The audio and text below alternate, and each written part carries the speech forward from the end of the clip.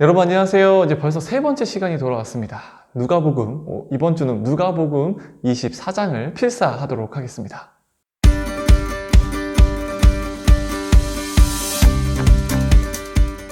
여러분 지금까지 우리는요 마태복음, 마가복음, 부활장을 필사했어요. 여러분 두 가지의 이제 성경 본문, 그 복음서에 나오는 두 개의 책을 서로 필사를 했는데요. 어떠신가요? 어떻게 차이를 조금 발견하실 수 있나요? 벌써부터 차이를 발견하면 여러분 아마 천재고 벌써 신학교를 들어가야 되는 실력일 겁니다. 여러분 이것을 준비하면서 제가 두 가지를 기대하면서 준비한 거예요.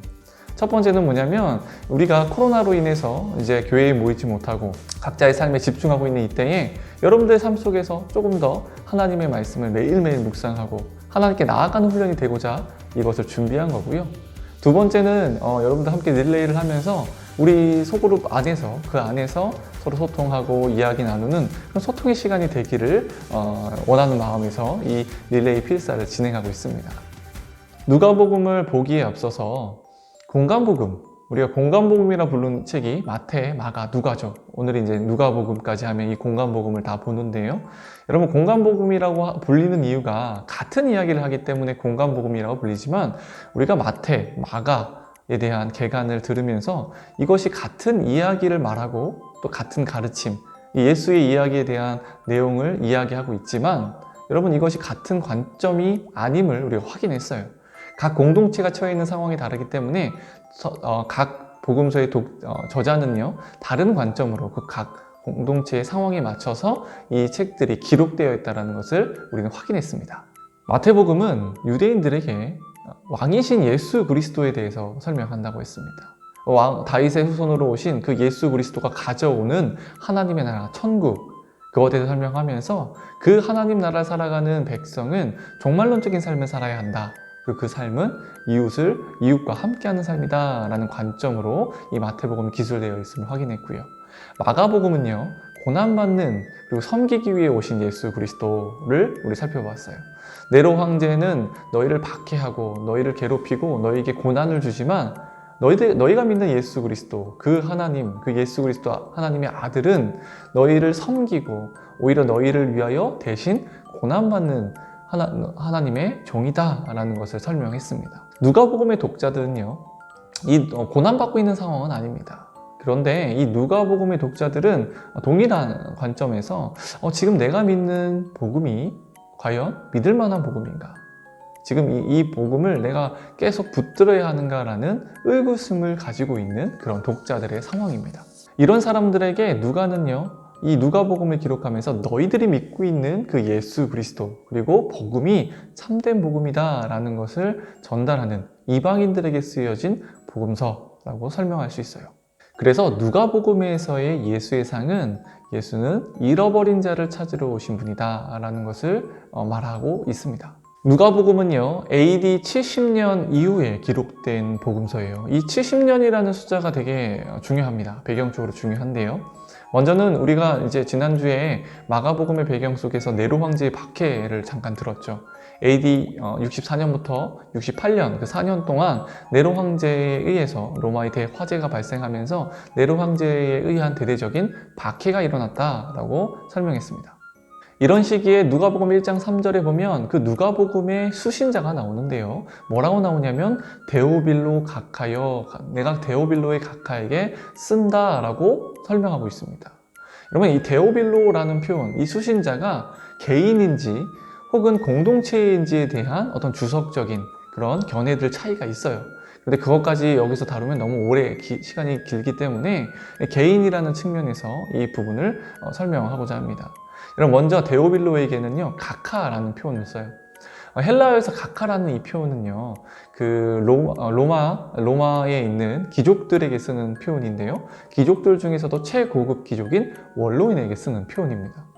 다시 말해서 원로원들 중에서 지방의 관료로 파견 나오는 그 사람들에게 각하라는 표현을 썼어요. 데오빌로는 로마 시민권자이고 그리고 최고위층 사람임을 알 수 있습니다. 그런 사람이 이런 질문을 하는 거예요. 어라? 우리 로마가 이 종교를 나쁜 종교라고 하네? 그럼 어떡하지? 이 종교를 내가 계속 믿어야 하나? 라는 그런 의구심이 생기는 것이죠.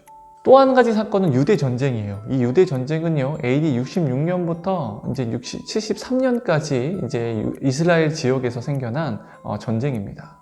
유대 총독이 예루살렘 성전을 강탈한 사건이 일어나요. 유대인들에게 있어서는, 이스라엘 사람들에게 있어서는 이 성전이요, 생명, 목숨과도 더 중요한 곳이죠. 그렇기 때문에 경건한 유대인들을 중심으로 반란이 일어납니다. 이 예루살렘을 다시 되찾기 위해서요. 그래서 초기에는요, 이 초기의 반란 때는 로마 군단도 패할 정도로 유대인들에게 처참히 무너질 정도로 반란의 그 크기와 규모가 굉장했습니다. 그래서 네로 황제는요, 나중에 베스파시안이라는 장군을 파견하는데요, 후에 네로 황제가 자살해서 죽고 나서 베스파시안 황제가 이제 그 다음 황제로 등극을 해요. 이제 전쟁 중에 일어난 일인데, 그래서 베스파시안 이 황제는 이제 로마로 돌아가고요, 자신의 아들인 디도에게 나머지 유대 정복을 명령하게 되죠. 그래서 이 디도 장군에 의해서 AD 70년에 예루살렘 성전이 무너지게 됩니다. 마태복음 64장에 보면 돌 하나도 돌 위에 남지 않고 다 무너뜨리라 라는 예수님의 말씀이 있죠. 그것이 성취되는 시점이 바로 이 AD 70년이에요. 지금 보면은 이 예루살렘 성전이 다 무너지고 무엇만 남았습니까? 통곡의 벽이라고 알죠. 여러분, 그 통곡의 벽이라고 해서 딸랑 벽 하나만 남게 됩니다. 이렇게 디도 장군에 의해서 이제 예루살렘이 무너지고 AD 73년에 이제 이 유대 전쟁의 반란, 이 전쟁이 마무리가 되면서 디도 장군이 예루살렘에서 이제 탈취물을 가지고 로마로 개선을 하게 돼요. 그런데 개선을 하면서 이제 기념비적인 건물을 로마에다가 하나 세우는데요, 그게 무엇이냐면, 여러분 너무나 잘 아는 로마에 있는 유명한 건축물 콜로세움을 세웁니다. 이제 예루살렘에서 가져온 금과 여러 가지 돌과 여러 가지 탈취물들을 가지고 세운 건물이 바로 이 콜로세움입니다. 로마의 통치 이념은 팍스 로마나라고 해서 로마의 평화를 유지하는 데에 그 통치 이념을 세웠어요. 내가 얼마나 넓은 땅덩어리를 확장해야지 라는 데에 그 정치 이념을 세운 게 아니라, 로마를 평화롭게 하기만 하면 너희 종교, 너희 문화 다 허용해 줄게 라는 정책을 사용한 거죠. 그런데 1세기에 이 로마의 평화를 무참하게 흔들었던 전쟁이 바로 이 유대 전쟁이었어요. 이렇게 로마의 대화재 사건, 그리고 유대 전쟁, 일련의 사건들을 통해서 기독교는 로마로부터 나쁜 종교라는 낙인이 찍히게 됩니다.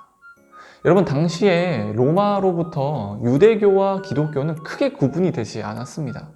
실제로 AD 90년에 얌니아 회의라고 해서 유대교 안에서 얌니아 회의를 열어서 기독교를 이단으로 정죄하기 전까지는요, 사도들도 그렇고 많은 그리스도인들이 성전과 회당 안에서 유대인들과 같이 유대교와 공존했습니다.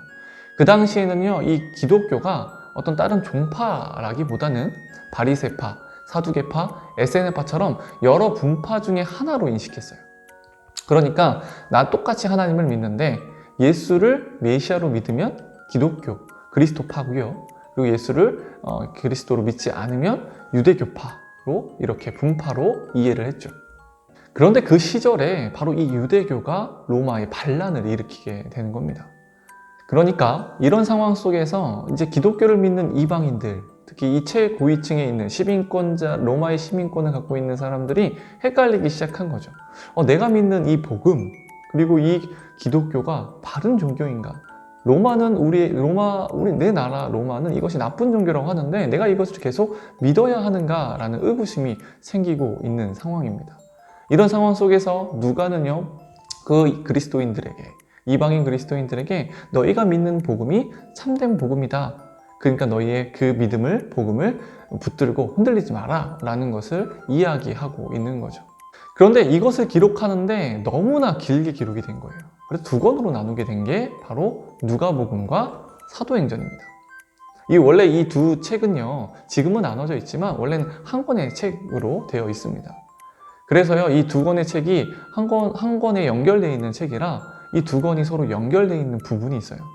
바로 우리가 필사를 시작하는 누가복음 24장과 사도행전 1장의 연결성인데요. 그래서 누가복음 24장은 약속하신 성령이 임하기까지 이 성전에 유하라 라고 이야기하고 있고요. 사도행전 1장에는 오직 성령이 너에게 임하시면 너희가 권능을 받고 예루살렘과 온 유대와 사마리아 땅끝까지 이르러 내 증인이 되리라 라고 하는 이 두 가지, 이 성에서 성령을 받으라 라고 하는 내용이 누가복음 24장과 사도행전 1장에 서로 중복이 되어 있는 거죠.